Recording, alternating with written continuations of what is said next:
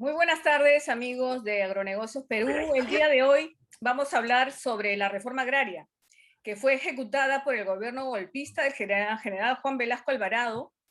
Un tema del que se ha escrito mucho, se ha hablado mucho desde un punto de vista sesgado, a favor, obviamente, de parte de mucha gente de izquierda, que consideraba que este había sido un hito histórico en la recuperación de la dignidad del campesino peruano. Ahora vamos a analizar este tema con el ingeniero Absalón Vázquez, quien conjuntamente con otros dos colegas suyos, Jesús Abel Mejía e Isaac Vázquez, han elaborado el libro Reforma Agraria, Fracaso del Colectivismo. Un análisis que ha tomado su tiempo y que se apoya en los resultados, en cifras, más que en, digamos, sentimentalismos de otros tiempos.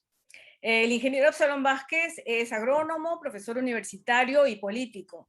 Fue viceministro de Recursos Naturales y Desarrollo Rural en los años 88-89, viceministro de Agricultura en los años 91-92 y ministro de Agricultura durante el gobierno de Alberto Fujimori, año 92-96.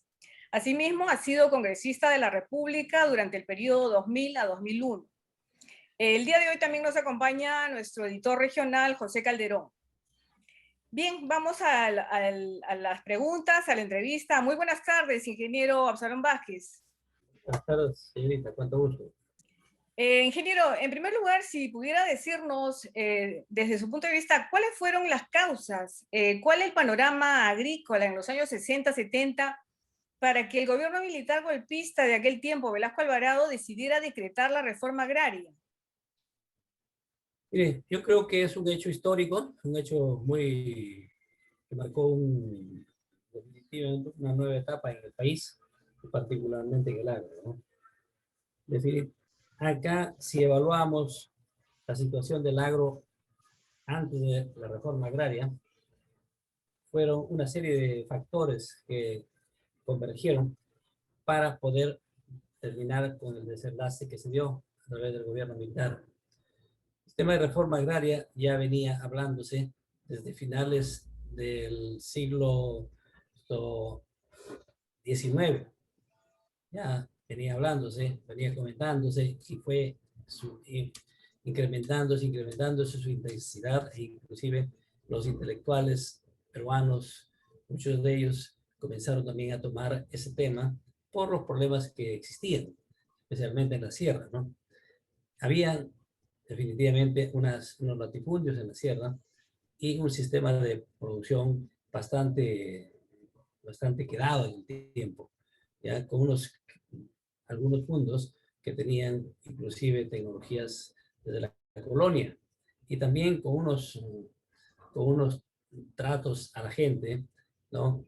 que lindaban con lo realmente ya incorrectos. ¿Por qué? Porque había todavía un sistema feudal en muchos de ellos y abusos que realmente creo que la dignidad humana misma no estaba acorde. Y eso fue creciendo y levantando la incomodidad, el tema, tocándose por diferentes intelectuales peruanos. En consecuencia, también muchos de los políticos, la clase política ya a partir del año 1930, 1940, comienzan ya a incorporar dentro de sus plataformas electorales el tema de reforma agraria. ¿Por qué? Porque definitivamente había ya voces que emanaban desde el campo por un sistema más justo de redistribución de tierras, ¿no? Y que querían cambio. Pero fundamentalmente fue de que el Estado estaba fallido, el Estado había abandonado. Mire, y esto data pues desde la época de la llegada de los españoles mismos, ¿no?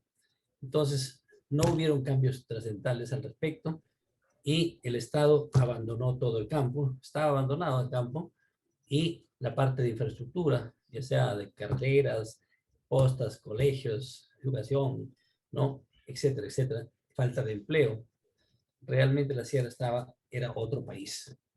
Entonces, eso fue coadyuvando. Y de paso también fue arrastrando a la costa, ¿no? A la costa, que no era igual que en la sierra, definitivamente el trato a la gente y nada, y los sistemas de producción en la costa eran mucho más de avanzada en tecnología, tanto en el algodón como en el azúcar, dos cultivos importantes que se desarrollaron y que la economía del Perú en la economía del Perú gravitaban mucho estos dos cultivos, porque eran captadores de divisas. Y en la sierra también, por ejemplo, la producción de lanas, fibra de alpaca, lana de ovino, ¿no? También era importante, pero no tanto como en la costa.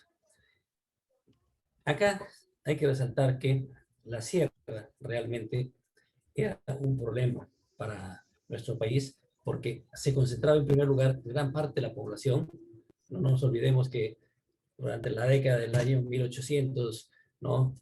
Bueno, perdón, durante el siglo de 1800, la sierra era el eje del desarrollo económico del país y anteriormente también en la época republicana, en la época colonial, ¿no? Entonces, el grueso del PBI se generaba en la sierra.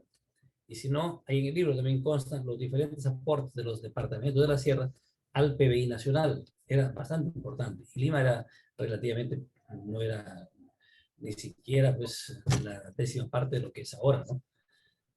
Entonces, ahí se concentraba la población, no había desarrollo de trabajos.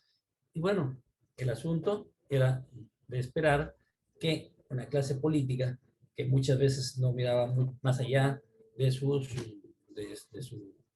capacidad, los políticos de aquel entonces, cogieron ese tema y luego esto prácticamente era el eje central del tema de campaña, ¿no? Vamos a realizar una reforma agraria, etcétera, etcétera, etcétera, y fue atizando, hubieron una serie de idas y venidas, y paralelamente también hasta Estados Unidos. Estados Unidos, ¿no? La Alianza para el Progreso, en diferentes países recomendaba llevar adelante una reforma agraria, pero lógicamente nunca tuvo acogida en los gobiernos de Perú, ¿no? A pesar de que fueron a esas reuniones convocadas por Estados Unidos, por la Alianza para el Progreso, etcétera, Punta del Este, que se dio inclusive con el presidente de la UNTE asistiendo a esta reunión, en la cual se recomendaba abiertamente llevar adelante un proceso de reforma agraria a fin de poder impedir que vaya a extenderse el sistema de gobierno que ya se había instaurado en Cuba, ¿no? Entonces, aquí se fue dando las condiciones y se llega a la década del 60, en la cual, por ejemplo, el arquitecto Fernando Belaúnde gana las elecciones lejos, ¿no? El año 63, en base a dos propuestas programáticas. ¿Cuál era? En primer lugar, llevar a cabo una reforma agraria en el país, y dos, la nacionalización del yacimiento de la Brea y Parillas. En tal sentido, con esas dos banderas se gana, pero el gobierno del arquitecto Belaúnde fue apoyado abiertamente por los sectores de extrema izquierda en ese tema. Y también los gobiernos anteriores también ya habían tocado y habían levantado como caballito de batalla el tema de reforma agraria. Belaúnde, en el año 63, está pasando el año 68 y no había hecho prácticamente nada en el tema de reforma agraria. Y sacaron una ley, pero que no representaba nada, según los críticos, ¿no? Y al final tampoco se cumplía con el tema del tema de la Brea y Parillas, a pesar de que había una ley, etcétera, etcétera, y mucha debilidad en todo ello, y al final termina en un desgaste terrible, aparte por los hechos de corrupción que todo el mundo conocía en ese entonces, que aún recuerdo, ¿no? Todos los mayores, las personas de mi edad saben, escuchábamos de todo el problema que había, termina, ¿no? Desgastándose, y al final, con escándalos de corrupción, con escándalos de la página 11 del contrato de la Brea y Pariñas, etcétera, etcétera, ya las condiciones favorables se le presentaban a un golpe militar, que fue el que empezó Juan Velasco Alvarado. Pero ellos se vieron envalentonados. ¿Por qué? Los militares. Porque en la década de 1964, 63, 64, ya había emergido por movimientos guerrilleros aquí en el Perú, ¿no? En la selva central, también en Madre de Dios. Madre de Dios rápidamente fue aplastado, pero en la selva central no, ya comenzó a tomar más cuerpo. Y paralelamente ya también ya la extrema izquierda, hasta en Ayacucho también ya habían unos indicios de la violencia, del accionar violento de este Sendero, ¿no? Sin que haya aparecido todavía con el nombre realmente Sendero Luminoso. Entonces el país vivía una convulsión. Los soldados que combaten en Selva Central, ¿no? Y los oficiales también les sirvió como motivo el haber evaluado la situación de pobreza de que estaban sometidos los agricultores de la sierra. Entonces, al final fue, digamos, la cosa que rebasó el tema, y la corrupción, los escándalos, el desgaste del gobierno del presidente de la UNDE, que al final dan el golpe de Estado el 3 de octubre del año 1968. Luego, a partir de ahí, lógicamente, ellos tenían que dar algún mensaje, alguna acción para poder revertir y conseguir el apoyo popular. Y ahí es donde comienzan ya a diseñar el trabajo de la preparación de la ley de reforma agraria. Eso lo comenzaron antes de junio, lógicamente, ya venían dando una serie de medidas que estaban orientadas a ello. Paralelamente, en el año 69, en marzo, el gobierno, dentro del programa de reforma educativa, esto establece que aquel alumno que sea jalado con un año, ¿no?, ya sea uno de secundaria y los de institutos pedagógicos, perdían la gratuidad de la enseñanza ese año hasta que puedan aprobar. Y ese fue uno de los temas que también le afectó bastante al gobierno y al país. ¿Por qué? Porque sirvió como caballito de batalla y fue aprovechado muy bien por los sectores de la izquierda como para poder iniciar toda una revuelta que fue en Huanta y se extendió a Huamanga y en otros puntos del país también. En tal sentido, esas cosas que realmente creo que toda la gente veía con asombro, todo lo que venía ocurriendo en el país, porque es una metida de pata que hicieron el gobierno, después tuvo que dar marcha atrás, pero previo muertos, etcétera, etcétera. Y como... Flor de retama. No, exactamente, pero que era de protesta por ese tema digamos, dictatorial de eliminar la gratuidad de la enseñanza, ¿no? Pero ahí también ya estaba metido Abimael dando su primer opinión ya, y entendieron de que ahí había una gran beta, una gran fortaleza para que tenían que aprovechar en el tema del magisterio y en el tema educativo, ¿no? Al final terminan dándose la ley de reforma agraria, bueno, esas normas lo derogan, y luego en junio ya se da la ley de reforma agraria, que todos conocemos, ¿no? El 24 de junio, el Día del Campesino, se despide la ley 17716, y paralelamente la ley de agua, la 17752, y demás normas que todos ya conocemos. Entonces, creo que las condiciones se vinieron dando, ¿no?, y aprovechando los sectores de extrema izquierda y todo lo que he narrado, ¿ya? Pero se terminó iniciando la reforma agraria en los complejos agroindustriales de la costa, donde quizá el problema no era tan grande. Y esto lo narro, ¿por qué? Y lo he escrito, profundamente con los dos y otros señores autores, ¿no? Porque yo lo he vivido en carne propia, desde cuando era estudiante secundario, ya en la universidad, luego cuando fue el desenlace de toda la reforma agraria, y posteriormente como autoridad, sin haber pensado ser alguna vez ministro, ¿no?, y que me tocó prácticamente preparar la derogatoria de la ley de reforma agraria. Creo que acá hemos analizado este documento para que salga a divulgación, para conocimiento sobre todo de los jóvenes profesionales, de los jóvenes que incorporen en su análisis de lo que ocurrió, porque sí han preparado unas películas bastante interesantes, ¿no?, motivadas por su ideología de los que pregonaban ello, pero una información un poco sesgada, creo, en el lado social, ¿ya? Pero nadie se preocupaba de evaluar las implicancias de orden técnico, ¿no?, económico, pero sobre todo en la parte técnica. ¿Qué significó la reforma agraria para el agro en sí en forma general? Entonces, ese es el objetivo que se hizo, y sobre todo para que se hable con propiedad, porque aún existen rezagos de la ley 17716 o ley de reforma agraria de Velasco. ¿Cuál es? Que consta en el primer documento que ha salido en el país, es en el nuestro, en la cual se dice hay una deuda pendiente de los bonos agrarios, que nunca se quiere reconocer, nunca se ha querido hablar sobre ese tema. Pero esa es la realidad. Sí, ingeniero. Antes de entrar en ese, sí, antes de entrar en ese tema, yo quería preguntarle, antes de ir avanzando, la historia debe conocerse para que no se vuelva a repetir, los errores especialmente. Esta reforma agraria, como usted dice, por supuesto habían antecedentes, ¿no? De que había una necesidad de cambio, pero las personas que ejecutaron la reforma agraria, la gente del entorno de gobierno militar, ¿estaban preparados? ¿Sabían lo que hacían? No, mire, ya, hasta ahí vamos conversando. Ahora, en cuanto a quiénes fueron los que prácticamente lo asesoraron y lo implementaron, prepararon la ley y luego lo implementaron, fue gente que realmente no conocía el campo, no conocía la realidad. Quizás lo veían, habían ido a mirar, ¿no? Algunos citadinos lo habían analizado, pero no conocían la idiosincrasia, ¿no? De nuestros campesinos.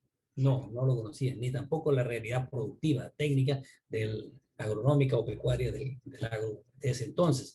Entonces, acá se primó mucho ya, se da la reforma agraria, pero van una serie de promotores, funcionarios del gobierno militar y comienzan su trabajo por su proselitismo, ¿no? A través de las diferentes organizaciones, acá, Fondecop, Sinamo finalmente, ¿no? A politizar, a ideologizar al campesinado.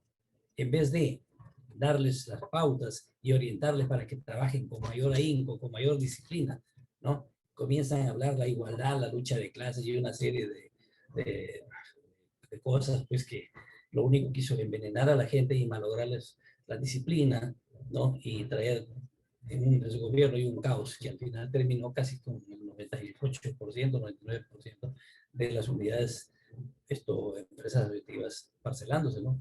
Entonces, por ejemplo, la ley de reforma agraria habla como objetivo central. Uno es eliminar el latifundio, eliminar el minifundio y aumentar el nivel de vida de la gente, los ingresos de la gente. Muy bien, se cumplió eliminar el latifundio, sí, lo eliminaron, pero no eliminaron el minifundio, sino más bien lo multiplicaron por 4 prácticamente. Por 400 veces el minifundio lo multiplicaron. ¿Por qué se pulverizó la tierra? Entonces, un objetivo que lo habían trazado muy bonito en el papel, pero que en la realidad sirvió al contrario. El incremento de la producción, el nivel de vida. Mentira. Eso tampoco no lo cumplieron. Fue un objetivo, lo pusieron bonito porque cae bonito, ¿no? Vamos a eliminar la pobreza, perfecto, es bonito término, pero más bien lo incrementaron la pobreza. Y el Estado abandonó el campo.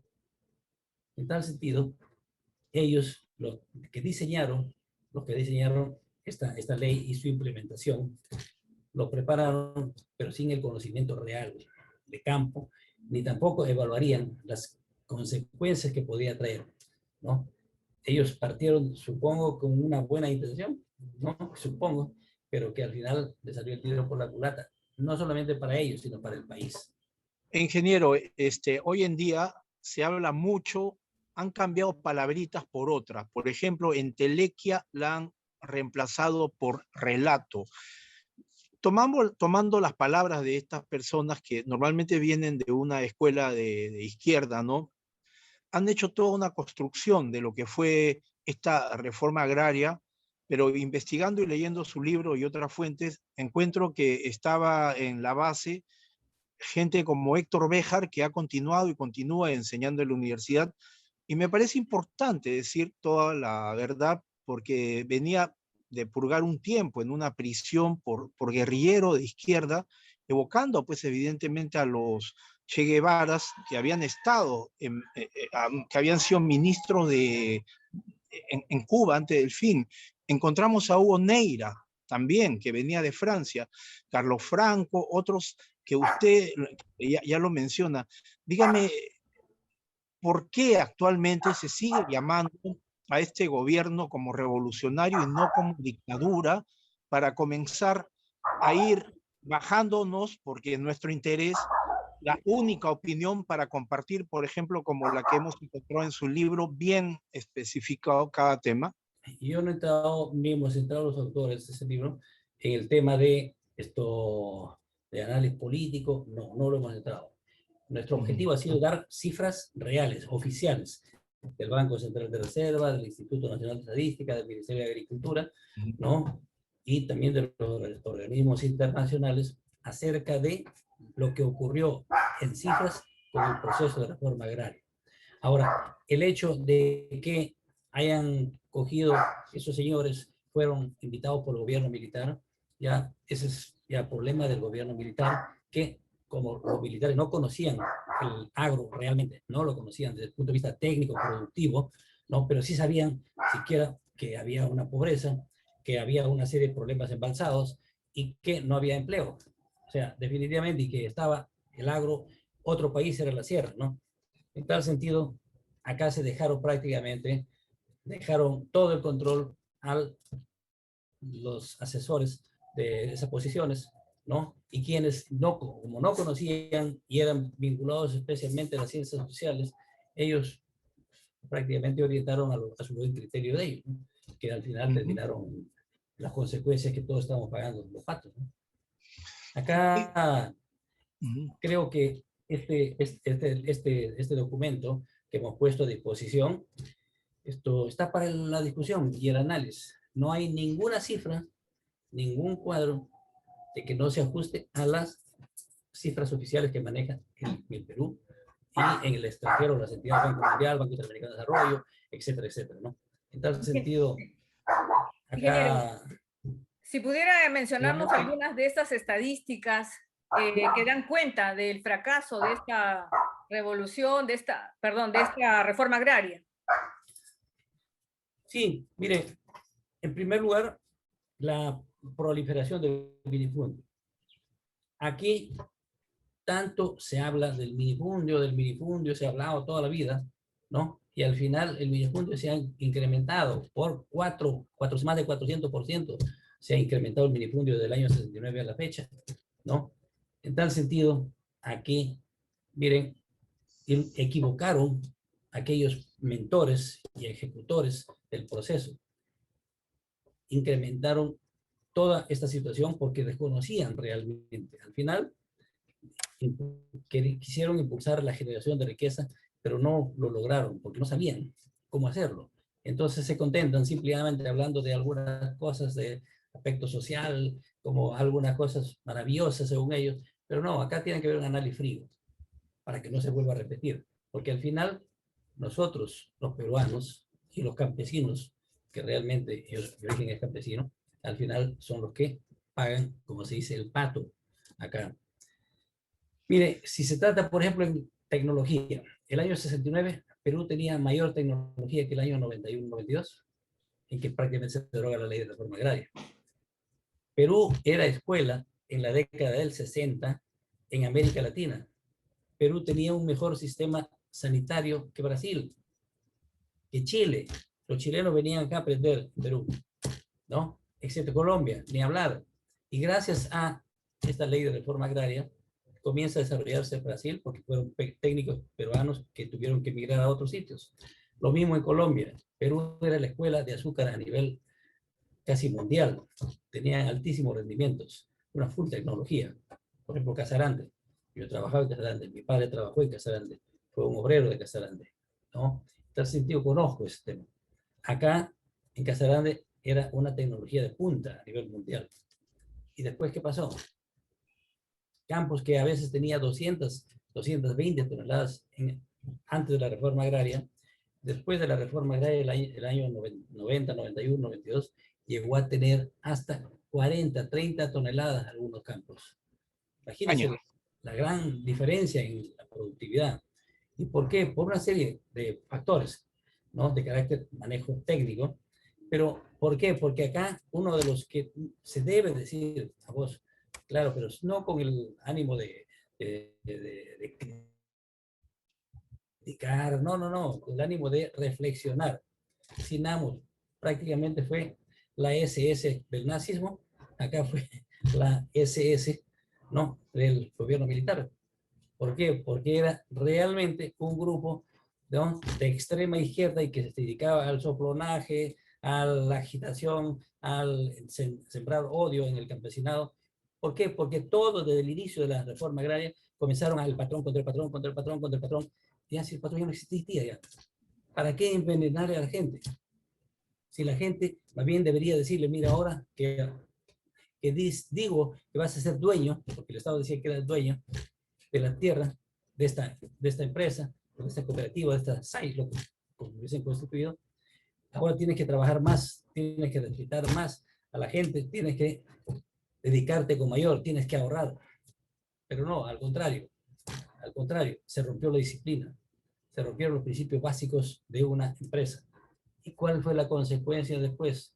Al final, miren, las consecuencias fueron que se terminaron parcelando las empresas y muchos de la gente tuvieron que abandonar y migrar a otras actividades. Y lo peor, que los diferentes gobiernos posteriores no atendieron la generación de empleo. Y la generación de empleo se tiene que hacer mediante la inversión. Y la inversión privada. Tiene que haber inversión privada, si no estamos mal. Y hoy día también, ¿cuál es el problema de nuestra sierra, de nuestro país? La falta de empleo.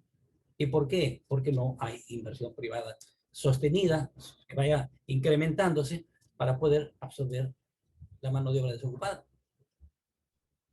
Tomo unas cifras de su trabajo que en realidad es abundante, es muy rico, para quien sabe valorarlo. Encuentro cifras que parecen alucinantes de otro planeta comparadas a las expropiaciones de Venezuela. Hugo Chávez en 10 años, en 5 años, permítame recordar, expropió 10.000 empresas privadas. Pero yo encuentro acá que casi 17.000 fondos fueron expropiados. Hemos tenido cuidado, todas las cifras son oficiales. Y eso es lo que ustedes van a encontrar en todo. Si comienzan a hacer un análisis, una investigación, van a encontrar, nos ha demorado muchísimos años. Realmente, mire, este trabajo me ha demorado más de 25 años el elaborarlo. ¿Ya? 17.000 fondos. Sí, así es. En tal sentido, acá fue una reforma muy radical, ¿ya?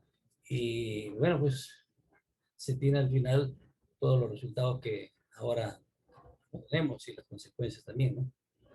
Ha hablado de una Gestapo, qué bueno que lo diga, porque el Sinamos realmente era esto, el que tenía el símbolo de Tupac Amaru.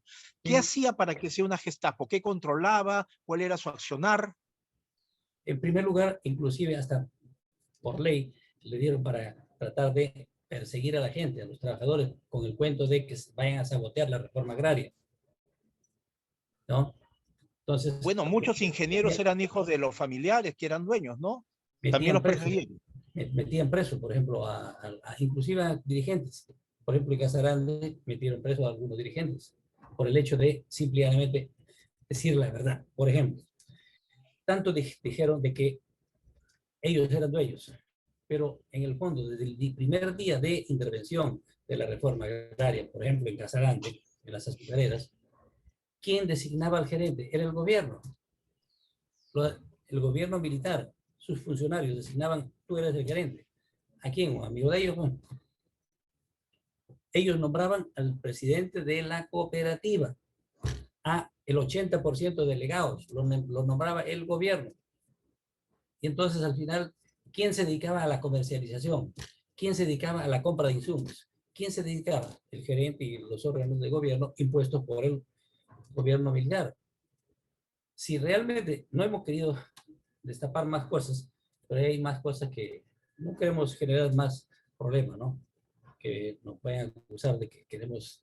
Por ejemplo, miren el tema de las azucareras. Los culpables de la debacle, del fracaso de ellos, ha sido el gobierno militar.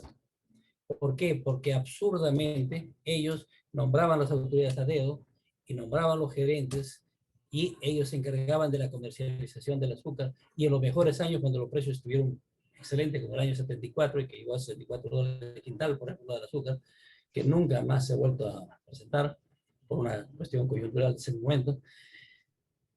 Y ahí, ¿quién organizó todo ello? Fue el gobierno. Eso nadie lo ha dicho. El gobierno fueron los culpables de todo ello. Y no solamente en las cooperativas de la costa, también fue en la sierra.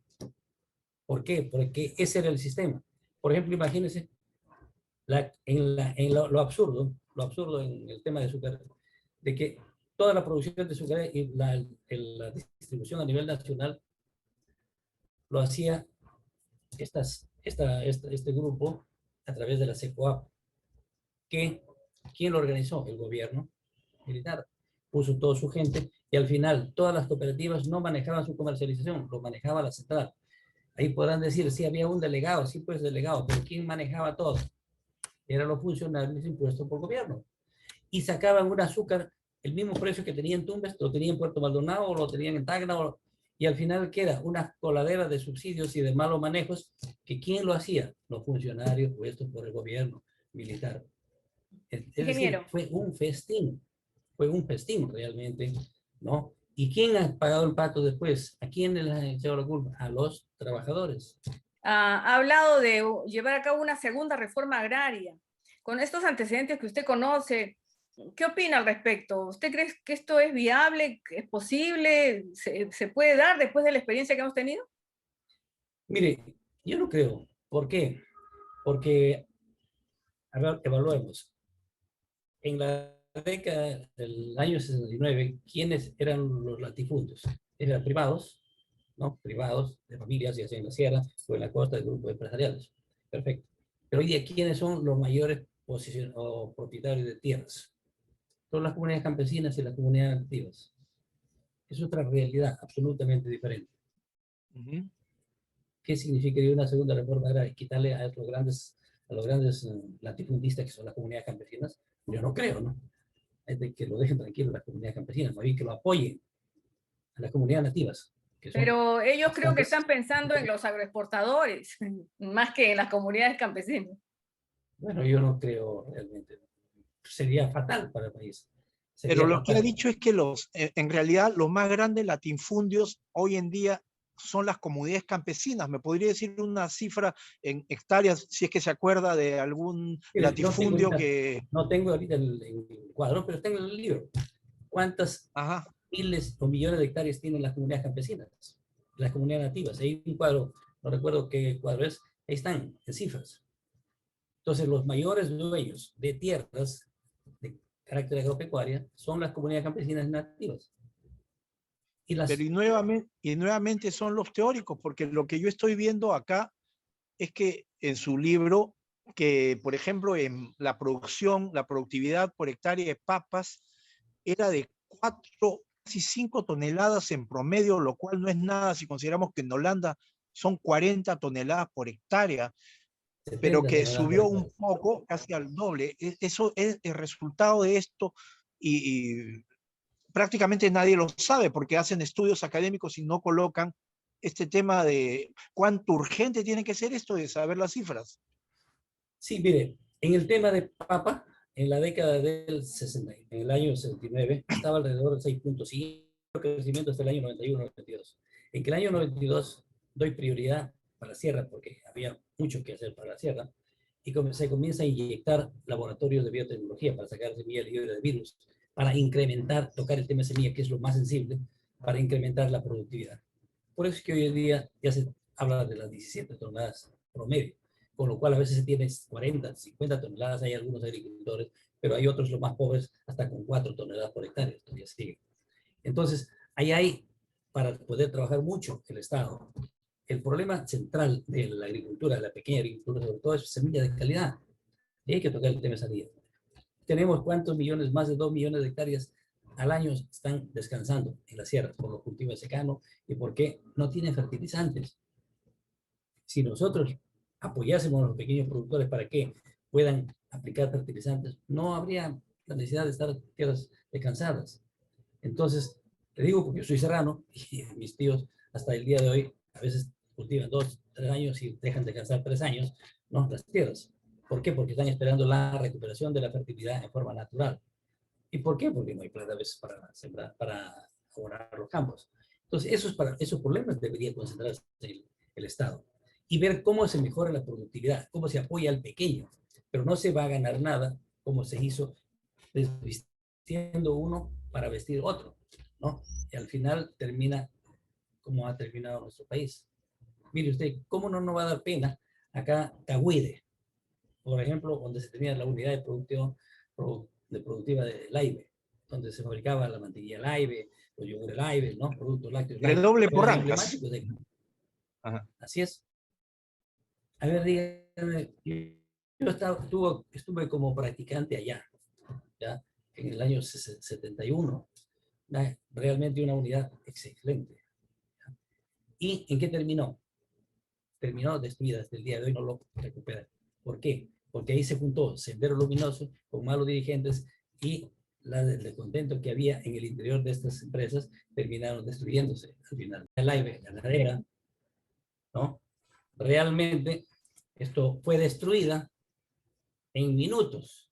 Y me acuerdo en el año 89, en que inclusive el ganado de raza, Brown Swiss, que tenía las 6 excelentes ejemplares, que costó muchas décadas obtenerlas, a esa altura, se vendían en los camales a precio regalado.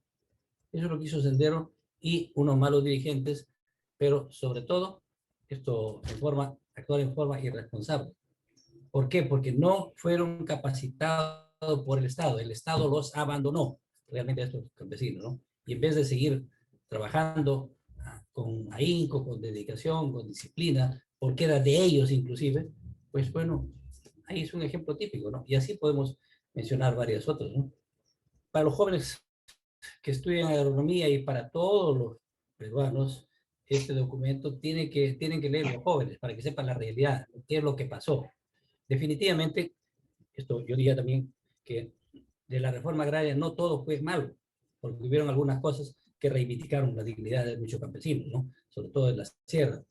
¿Ya? Mejoró cierto momento, aunque sea por corto tiempo, el nivel de vida de muchas familias campesinas, ¿ya? Aunque después cuando vino la crisis, nuevamente vino los problemas, ¿no? En tal sentido, pero repetir este tipo de cosas, yo no creo que seamos masoquistas, ¿no? Acá debemos conocer lo que pasó. Y mire, en Perú, antes de la reforma agraria, siempre se tenía la balanza comercial agropecuaria positiva, en base al arroz, en base al azúcar, el algodón, el café, las lanas, la fibra de alpaca, etc. Se tenía una balanza comercial agropecuaria hasta el año 80 aproximadamente, en que se comienza a hacer negativa la balanza comercial agropecuaria. Durante todos los años anteriores, hasta la década del año 1800, ¿no? Hasta el siglo 1800, la balanza comercial agropecuaria positiva. Desde el 80, negativa, más negativa, hasta el año 2000, 2001, en que recién comienza nuevamente a ser ya positiva. Y el año pasado, el año 2020, se ha tenido una balanza comercial agropecuaria de más de 2.900 millones de dólares, gracias a la agroexportación. Realmente eso debemos cuidar. El Perú, los peruanos debemos cuidar, porque son fuentes para generar empleo, generar riqueza, generar divisas que son tan necesarias para el país. En tal sentido, más bien hay que ver que el Estado se preocupe de cómo incorporamos a los pequeños productores de costa, sierra y selva a la agroexportación. Por ejemplo, la quinoa, la quinoa, la kiwicha y otros productos de la sierra, por ejemplo, son fácilmente, ya se demostró que pueden incorporarse a la exportación. Por ejemplo, ahora se está diversificando bien en muchos vallecitos intraandinos, palta, haz, por ejemplo, y otros cultivos que pueden salir en las ventanas excelentes de precio de enero, diciembre, febrero, con un precio excelente en el mercado mundial, porque no hay palta ahí, ¿no? Pero y esas condiciones climáticas sí puede haber. Entonces el Estado más bien que apoye ahí. ¿Para qué? Para que esos hermanos campesinos también puedan acogerse a esas bondades que ofrece el comercio internacional, aprovechando nuestras ventajas comparativas y competitivas que tenemos en nuestro país por los microclimas, ¿no? En tal sentido, las condiciones ya están dadas, ¿ya? Y justamente fue el año 91 que comencé a lo creé el SENASA, porque antes no existía. Se hablaba de la agroexportación, pero sin un SENASA no se puede, pues. Entonces, no hubo un manejo técnico también del sector. Eso lo creamos en mi gestión, el SENASA, como el PCI para impulsar el riego por aspersión, riego por goteo. En tal sentido, acá el Estado más bien que debe abocarse a ellos, a tratar de construir infraestructura en el campo, apoyar a los pequeños productores con tecnología, con crédito. Porque ¿cuál fue uno de los peores problemas? Que el Estado abandonó a los beneficiarios de la reforma agraria. ¿Por qué? Como ahí en el libro menciono, que José Carlos Mariatti, de quien, dicho sea de paso, mi promoción de secundaria llevó su nombre, José Carlos Mariatti, mi promoción José Carlos Mariatti. Pero ya hablando como profesional y habiendo estudiado bien, José Carlos Mariatti mismo era un intelectual teórico que conocía quizás superficialmente los problemas del campo, pero él decía, ¿no?, que la redistribución de la tierra, la concentración de la tierra era un problema, con eso se lo solucionaba. Muy bien, es decir, con una reforma agraria, lo cual era parcial. ¿Por qué? Porque no solamente consiste en distribuir la tierra, sino más importante aún después, significa darle apoyo técnico, porque el campesino no tiene conocimientos. Darle un apoyo crediticio, porque no tiene, no es, que hace una tierra sin capital, sin recursos para poder tener buena semilla, un buen manejo agronómico. Y también la parte de precios y mercados. Y acá sí cometió el Estado un atentado contra el país, contra los pequeños productores. ¿Por qué? Porque el Estado, desde la década del 60, comenzaron a implementar la política de sustentación, sustitución de importaciones, que decía que significaba permitir la venida de productos importados con subsidios. Y es más, daban monedas con dólares con tipo de cambio diferenciado para abaratar más los productos que venían. Es decir, se viene un producto barato desde su país de origen o del mercado mundial y de paso artificialmente con los dólares del tesoro público lo hacemos más barato. Muy bien, ¿qué va a significar en el productor que saca la mugre en el campo? Precios más baratos y al final una descapitalización. Entonces jugaron acá. Le damos las tierras, pero le controlamos el precio y lo bajamos los precios de venta. ¿Qué le estamos induciendo? Pobreza, pues. O sea, eso hicieron las autoridades de los gobiernos en toda la década de reforma, en toda la década de 60, 70, 80. Eso fue un atentado realmente. Lo que le pregunto, si las tasas y sobretasas arancelarias, ¿quiere decir que no habían supuestamente de un gobierno revolucionario o dictadura, como quieran llamarla? No, es que nunca lo implementaron. No conocían, creo, ¿no? Porque eso es cuando se conoce teóricamente la cosa, ¿ya? En las sobretasas que implementé, la corrección de esas políticas, la hice como viceministro y ministro. Porque si se conoce técnicamente que en el mercado mundial hay subsidios, ¿no?, a los productos, los países ricos subsidian. Y eso es una política de ellos. Pero nosotros no podemos entrar a competir con ellos en subsidios, porque no tenemos. No tenemos caja fiscal como para hacer carreteras. Imagínense, vamos a estar entrando, y lo hicieron los sucesivos gobiernos de Perú, lo hicieron en subsidiar productos importados con dólares baratos. En tal sentido, acá fue un atentado, que ese tema hay que discutirlo. Eso no es un tema social, es un tema económico real. Que el Estado distribuyó la tierra y engañó al campesinado. ¿Por qué? Porque después no le permitía ganar. Y al final, ¿qué tuvo que hacer el Estado? Condonar la deuda. ¿Y qué significó eso al final? Que hasta ahora tiene una deuda de varios millones de dólares, ¿no?, a los bonistas. Ingeniero. Esa es la consecuencia. Sí. El futuro de la agricultura peruana, ¿cómo lo ve usted? Definitivamente la pequeña agricultura está en problemas, no está, digamos, como debiera, como se debería esperar. ¿Cuál cree usted que sería la solución? Porque la asociatividad, digamos, ustedes critican el colectivismo mal llevado de la primera reforma agraria, pero ¿cómo sería una solución para la agricultura actual? No, mire, yo no critico el colectivismo, por si acaso. Yo lo que digo que el colectivismo no sirve en el mundo. Lo colectivo es de nadie. En tal sentido, esas empresas colectivas, a ver, ¿dónde existen? Y es más, aquellos teóricos que dijeron las comunidades campesinas tienen que modernizarse porque son empresas colectivas, crearon las 6. Mentira, las comunidades tienen en su interior una actividad privada porque le han dado a la comunidad una parcela de 4, 5 o 6 hectáreas a cada uno, más áreas comunales. Entonces hay una convivencia, una mezcla, la propiedad privada con la propiedad colectiva. ¿Cuál parcela la cuida más el campesino de la comunidad? La de ellos, la que le da a la comunidad. En tal sentido, acá no se trata de estar criticando, sino que simplemente decir, el colectivismo no funciona, no ha funcionado ni va a funcionar. ¿Y la asociatividad? La sociedad, por supuesto que sí, y eso es el camino que hay que buscarlo, ¿no? Claro. Hay que impulsar. ¿Y quién tiene que impulsarlo? El Estado. El Estado tiene que impulsar porque se trata de recursos. Por ejemplo, aquí, si imagínense, no, pero no asociatividad pensando en la propiedad colectiva, no. Exacto. Por ejemplo, si se juntan unas 80, 100 pequeños productores que hacen 200 hectáreas, o 50 y hacen 100 hectáreas, se juntan, hacen una cooperativa de servicios para comprar insumos, para procesar, para vender, para acceder al mercado, y el Estado los apoya a esa cooperativa bestial. Pero cada uno es dueño de su parcela, pero se juntan para poder sacar con más eficiencia y con más bajo costo y con mayor calidad productos para competir en el mercado.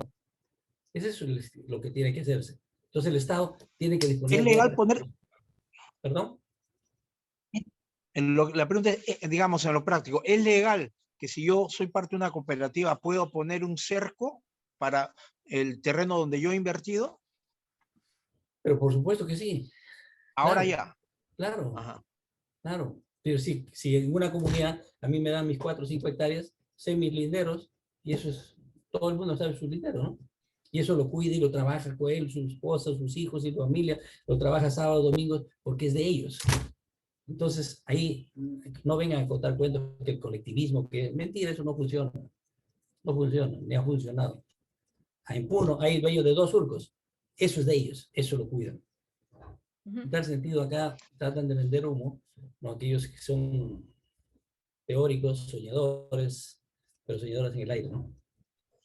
¿Por qué en Apurímac y en Cusco, en Ayacucho, particularmente, hay tanta resistencia a todo este tipo de cambios? ¿Es que la gente ha perdido la capacidad de creer? Yo no creo que haya perdido la capacidad de creer ni resistencia al cambio. Lo que pasa es que no hay apoyo del Estado. No hay un apoyo concreto. Por ejemplo, no se trata de darle un poco de semilla a los campesinos que tienen área de pastos. No se trata de darle, toma 10 kilos, siembra. ¿Y con qué lo va a sembrar? ¿No? Entonces, ¿qué hace? Ya muy bien, ya los sembró, hizo su esfuerzo. Y el manejo, si no está preparado el manejo. Por eso es que el Estado tiene que apoyar ahí con técnicos. En vez de tener tanta burocracia y tantas consultorías acá en Lima, tantos gastos de consultorías y estudios, que vayan, tantos asesores, que vayan al campo, profesionales del campo, técnicos agropecuarios, ingenieros agrónomos, ingenieros zootecnistas, veterinarios, forestales. Es decir, tiene que haber trabajo de campo. Es lo que hacía Porramach, por ejemplo. ¿Usted cree que si ingresara al gobierno Perú Libre, que es un gobierno de izquierda, se volvería a repetir esta historia? ¿Usted cree que puedan enmendar el camino? Porque la izquierda es la izquierda y sus propósitos ideológicos no cambian. Mira, yo no creo que vayan a cometer tal despropósito. ¿Por qué? Porque si ellos quieren apoyar a los pequeños productores que dicen que ellos tienen su prioridad, que lo apoyen. Más bien nosotros aplaudiremos. Ustedes también van a aplaudir eso, que apoyen a los pequeños, que no, el Estado no llegue a ellos. Porque ahí es para cómo se mejore la producción y productividad, con crédito, con asistencia técnica, con semillas mejoradas, con una mejor calidad de genética de ganado, con pastos, con pequeños reservorios, con riego por aspersión. El Estado ahí tiene la oportunidad. Y no solamente con ellos, sino también al mismo tiempo apoyando, asesorando para que puedan acceder a los mercados internacionales, para el mercado nacional también, y también la infraestructura. Porque ¿qué pasa, por ejemplo, en la zona de Sandia? Ahí hay productores de café que han ganado premios mundiales en París. Pero ¿cómo sacan su cosecha? A lomo de bestia. ¿Por qué no hay una trocha? No ha hecho el Estado. Ahí concentrarse el Estado. Y el Estado no tiene por qué estar apoyando a los agroexportadores. No necesitan crédito, el Estado, ¿no? No necesitan, lo que sí necesitan es seguridad, ¿no? Leyes claras. ¿Para qué? Para que ellos inviertan. Porque un agroexportador, ¿qué tiene que hacer? Se endeuda hasta su casa, lo tienen endeudada o hipotecada. ¿Para qué? Para poder trabajar y hacer producir. Entonces, lo que necesitan esos peruanos o esas personas que se dedican a la agroexportación es seguridad jurídica, seguridad esto en su propiedad y también en la estabilidad, en las reglas claras, ¿no? Porque no necesitan. Entonces el Estado no tiene por qué estar ocupándose de ellos pensando en crédito, no. Los pequeños productores ahí Pero no, el crédito, la asistencia técnica, el apoyo con semillas, ¿no? Con tecnología y también para el procesamiento y la exportación, la conexión con el mercado. pero no estamos siendo muy buena gente con todos porque es evidente que hay buenos y malos agricultores y a veces los malos agricultores son los dirigentes o sencillamente participan de este abandono del campo que es patente en muchas partes del país, particularmente esta zona del café con tan bajos rendimientos que no se puede negar. ¿Sí? Mire, yo no creo que el campesino, honestamente, no es una persona sana, es una persona buena, de buen corazón. Lo único que sí ha sido engañado muchas veces, ha sido muchas veces engañado. Por ejemplo, ¿qué significó que le den la tierra y le controlen el precio y le bajen el precio y al final quiebre? ¿Quién lo hizo? El Estado.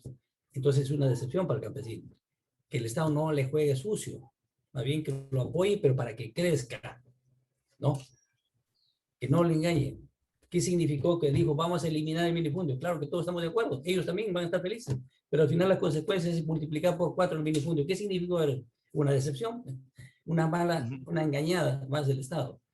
El Estado es un mal socio, muchas veces para los pequeños, para los productores de forma general.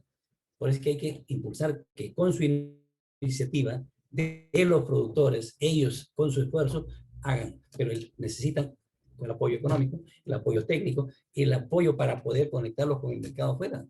Eso es fundamental, porque si no gana.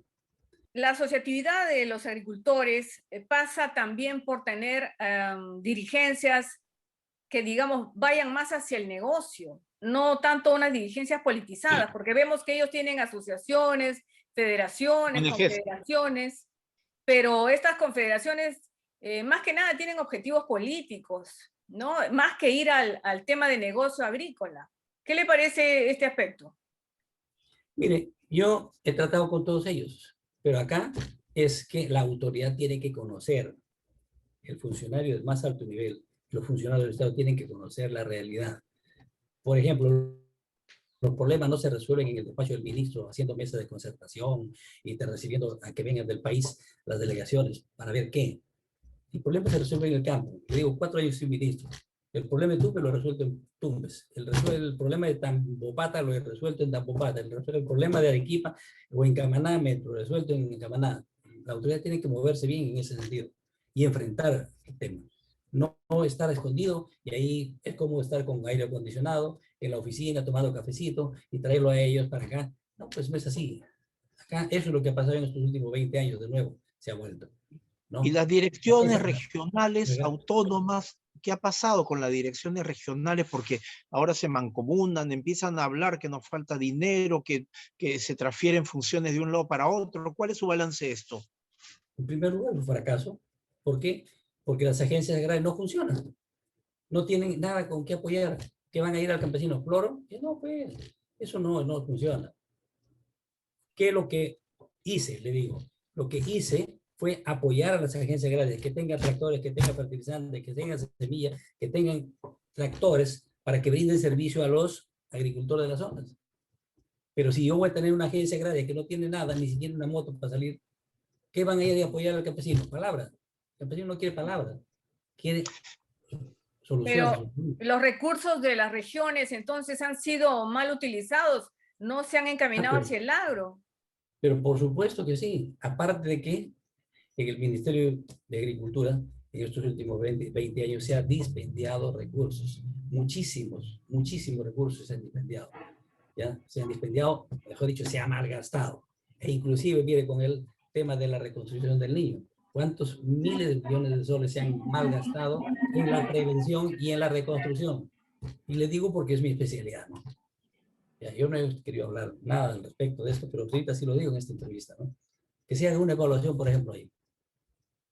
¿Cuánto se gastó en la Evaluar. prevención? ¿Cuánto se gastó en la prevención? Mejor dicho, se malgastó en la prevención. ¿Cuánto se ha malgastado en la reconstrucción? Hay peruanos en la zona norte que todavía están en unos cubitos de triplaca, ¿no? Y la reconstrucción que se dio. Entonces, pero se ha gastado plata. Entonces acá conviene tomar conciencia y que realmente se corte todas estas cosas, bueno, porque al final, hablando claro, esas son decepciones para la gente. Y hay que entender que toda esta situación de lo que está ocurriendo en el país se debe a que mucha gente está decepcionada, ¿no?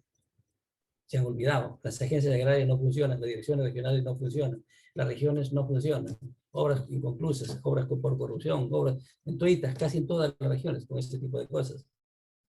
En tal sentido, al final, muy fácil es como gobernador tirar la pelota del gobierno central, pero el gobierno central también tiene unos anticuchos grandes que desde acá no comienzan, no hacen bien las cosas, ¿no? Ese es el tema. Ingeniero, ¿Sí? no sé si José tienes alguna otra pregunta, ya estamos para terminar. Sí, yo pienso y creo que el hombre nace solo y se va solo. ¿No cree que hay también un abuso, un extremo de paternalismo y de dependencia en la forma de pensar de nosotros, los peruanos en general, para pedir permiso a todo y reduce esto la capacidad de decisiones? No, yo no creo honestamente. Yo no creo en el paternalismo es dañino, pero tampoco no se puede llamar paternalismo si un campesino que tiene media hectárea o que tiene una hectárea y que no tiene con qué sembrar, ¿quién le va a dar aunque sea las semillas como crédito? ¿Quién tiene que dar? El Yo vecino, puedo ¿no? darle un ejemplo muy extremo, puedo darle ejemplos extremos, porque ¿Sí? he visto gente que verdaderamente ha estado en la pobreza que nunca pude imaginar que existía. Uh-huh. Y las cosas que ha hecho para desarrollar, por ejemplo, en café, cogiéndose plantoncitos que sobraban de la otra, en realidad me ha dejado a mí asombrado. Por eso yo le decía, ¿no? Que pienso que hay, no sé si usted en algo comparte, gente que es especialmente dotada para una función y mejor que la otra. Y por eso es que cuando los hijos ven que el padre fracasó como agricultor, abandonan como estamos viendo el campo. No, no se trata de eso, honestamente que no. Es una corriente mundial, en Estados Unidos, en la China, en la Cochinchina, Claro. en Rusia y en todo lado, hay la migración del campo a la ciudad, porque a nadie le gusta estar en el campo con un nivel de pobreza. Si es que hay nivel de pobreza en el campo, no le gusta, pues. En Estados Unidos también hay migración grandísima. Por eso es que la población económicamente activa en el agro en Estados Unidos es bajísima, no llega ni siquiera al 5 o 6%. En la China igual, estaba en 35% hace 10 años y para el año 2025 debe estar bajando a cerca de 5 o 6%. ¿Por qué? Significa que un abandono del campo a la ciudad. Y entonces, ante eso, el Estado, ¿qué tiene que hacer? Promover empleo en los otros sectores económicos de las grandes urbes. Eso es lo que tiene que hacer el Estado. Y acá nosotros tenemos para hacer maravillas. Por ejemplo, en el tema de reforestación nomás. Iniciamos el año 97, 98, se inició Sierra Verde. ¿Qué significaba? Significaba que en 5 años se sembraba más o menos 1 millón de hectáreas de bosques y pastos en la sierra. Tal como Porcón. No sé si ustedes conocen Porcón, en Cajamarca. Gran generación de forestales, le digo, ¿ah? Así es. Ese tipo de modelos, Se ha olvidado, se han olvidado. son 8 millones de hectáreas que se tienen en la sierra de ese tipo de áreas. Pero ¿cuánto se avanza? Nada. ¿Y cuánto se gasta? Mucho. El Estado, ¿no?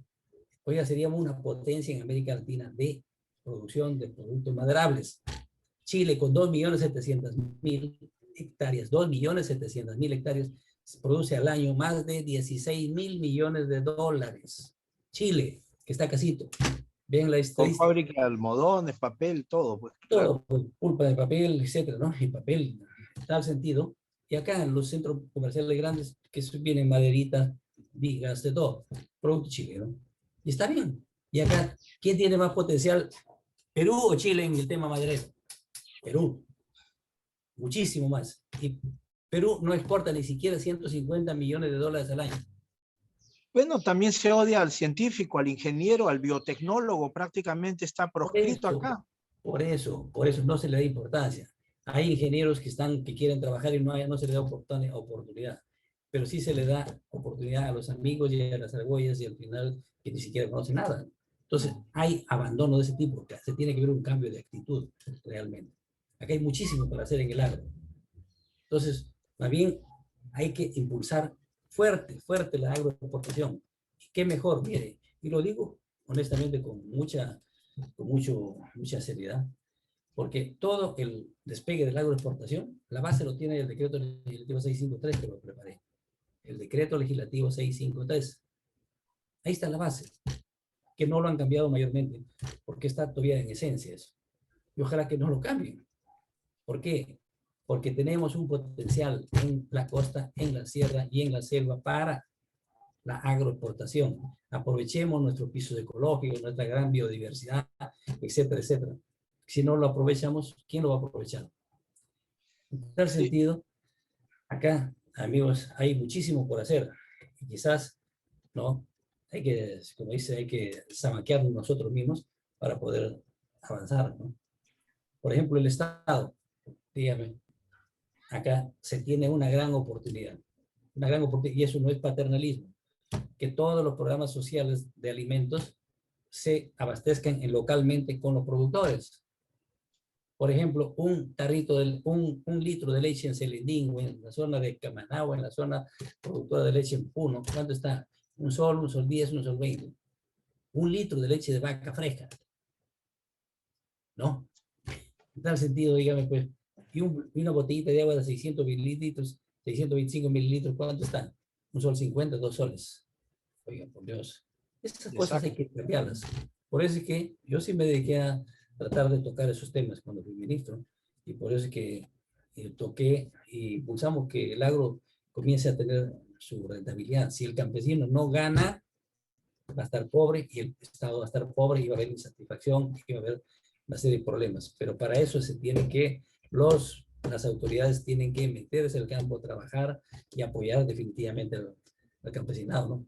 No se hace desde el escritorio ni con palabras bonitas, ni sacando leyes que al final terminan haciendo daño. Bien, ingeniero, le agradezco muchísimo. Ya, muy bien, cuando gusto, ¿eh? Una última pregunta, si no es Sí. indiscreción. Si lo llamaran a usted de ministro, ¿usted aceptaría? No, en primer lugar, no. No hay tanto. ¿Con ninguno de los dos? No. Hay tantos peruanos que pueden hacerlo. Ya yo cumplí mi siglo para asesorar así al país, ¿no? Para que no vayan a meter la pata, ¿no? Creo que hay mucha gente joven, muchos profesionales que pueden hacer, pero que pongan profesionales ad hoc, que conozcan el tema, no a los amigos ni los cómplices, no puede ser así. Que vayan profesionales, por eso se ha estudiado carreras, ¿no? Bien. ¿No? Y no hay que descuidar. Perú tiene un gran potencial de la agroexportación, costa, sierra y selva. Ahí hay que dar, porque así se va generando empleo. Y la generación de empleo, el motor de la generación de empleo es la inversión privada. Y para eso el Estado tiene que facilitar, no fastidiar. Porque el Estado más fastidia, a veces, es mal socio. A los productores que se encarguen, a los pequeños productores, el Estado que se encargue de apoyar, tiene su rol fundamental ahí, pero no lo hace tampoco. Entonces tiene que haber un cambio radical en cuanto al enfoque de las regiones. Las regiones tienen que tocarse ese tema. Ahí hay una botadera de recursos que tiene que parar, y parte de ello es que no llega a las agencias agrarias nada de recursos. ¿Y con qué van a apoyar a los productores? Con nada. Entonces, al final, ¿qué significa? Tenemos la posibilidad de hacer miles de reservorios pequeños en toda la sierra altoandina, cosecha de agua de lluvia. Ahí se tiene, por ejemplo, para trabajar.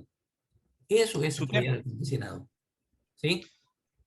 Digo que es su tema, el de la cosecha de agua. Usted es el primero también con la ley de promoción agraria, pero solamente quería agradecerle. Estamos devorando el libro, sinceramente, ¿no? Y creo que debería estar en las universidades. Con eso yo termino. Muchas gracias. La universidad lo va a publicar en un mes, debe estar digamos, y lo vamos a colgar en la página de la universidad para que sepa todo. No lo he hecho para ganar un sol, porque quizás he gastado, pero no es el objetivo. Que los jóvenes se enriquezcan y sepan la realidad, qué pasó y qué no debe volver a pasar, y cómo deben encauzarse. Por eso está ahorita también en impresión un libro sobre política agraria que he hecho, ¿no? ¿Para qué? Para que todos los jóvenes lean, y todas las autoridades siquiera lo lean, pues para que no metan la pata y hagan tonteras y medias, ¿no? Ya, bien. Bien, Muchísimas gracias, ingeniero gracias, Salón Vázquez. Muchas gracias, y hasta una Gracias. próxima vez que volveremos a conversar con usted.